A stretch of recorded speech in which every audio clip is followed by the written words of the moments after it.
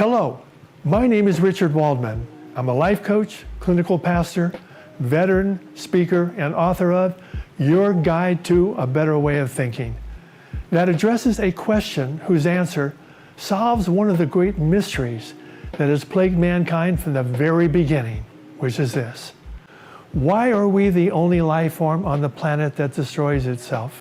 And is there a connection between our destructive thinking and the fact that we suffer under the weight of hundreds of phobias and mental disorders? The common ant has been around for approximately 110 million years for one reason and one reason only: they work together, but we don't. And no one is asking why.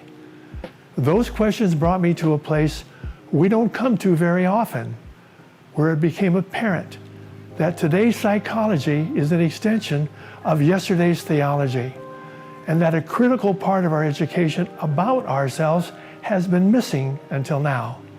And the missing part is we pay a heavy price for having a highly creative brain that has the power to create on its own.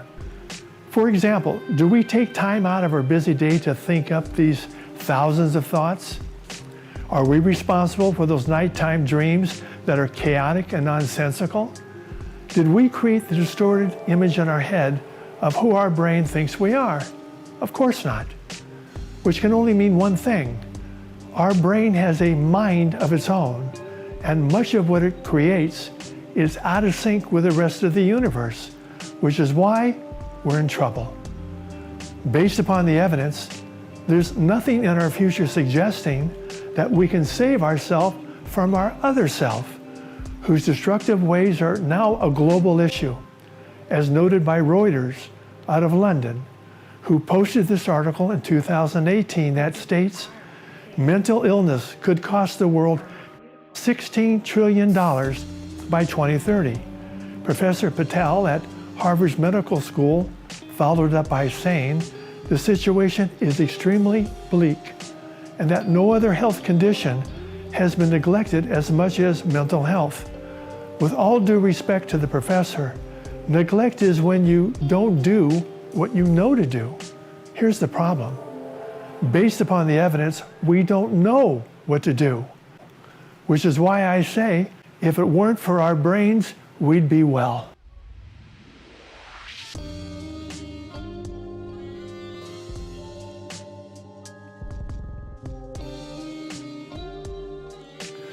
Theology sounded the alarm thousands of years ago in an episode we all know well, the story of Adam and Eve, who dwelled in the Garden of Eden, where we find the tree of life and the tree of good and evil, which suggests that we're dealing with a duality as a result of having a personality that has evolved in more than one direction.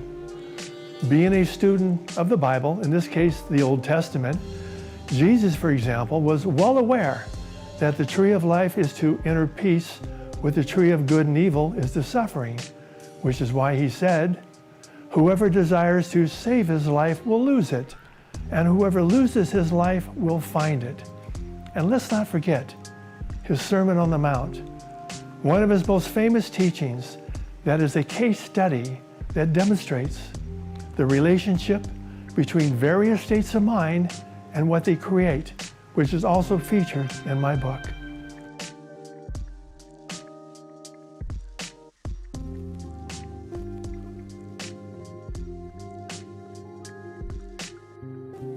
Theology and psychology share a common thread called inner peace. For example, Sigmund Freud, the father of modern-day psychology, called the side of our personality that Jesus encourages us to lose the ego, which is Latin for I, the self, and has 4 needs that our brain wants us to fulfill. And we do.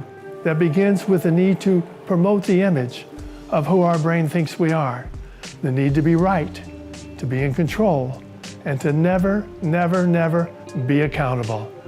That comes armed with a gatekeeper, the chatter in our head. You know that voice. It's the one that appeared as a serpent in the Garden of Eden. And the reason why a serpent was used to symbolize our psychobabble that controls us is because the chatter in our head is like a snake, quiet, and stealthy that has slithered its way into our psyche, disguises us, that speaks with a forked tongue that can be deadly, that tells me that our brain is not our best friend. The forbidden fruit is the self that opens our eyes and makes us feel wise, that comes between us and God. And God has a question for Adam. Why did you eat the forbidden fruit which I instructed you not to eat?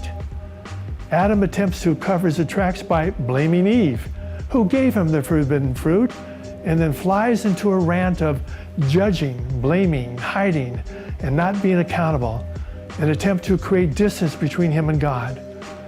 And we're still living in the shadow of this story.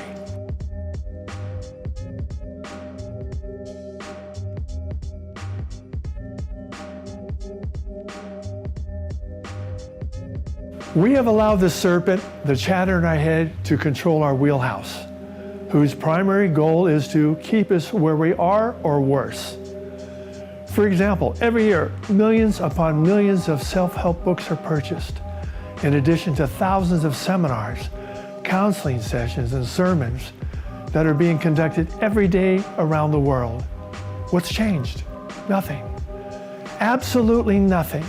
We're still judging, blaming, hiding, and not being accountable, which demonstrates that we have failed to manage our psychological world because we have failed to realize the power of our spiritual world.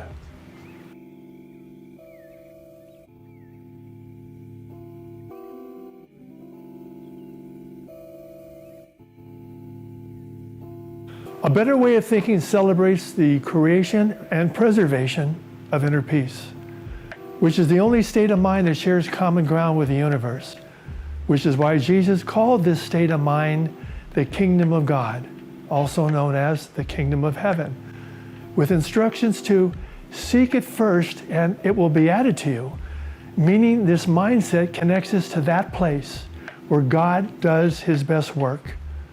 Given there's an order to the universe, led me to conclude there must be an order to life.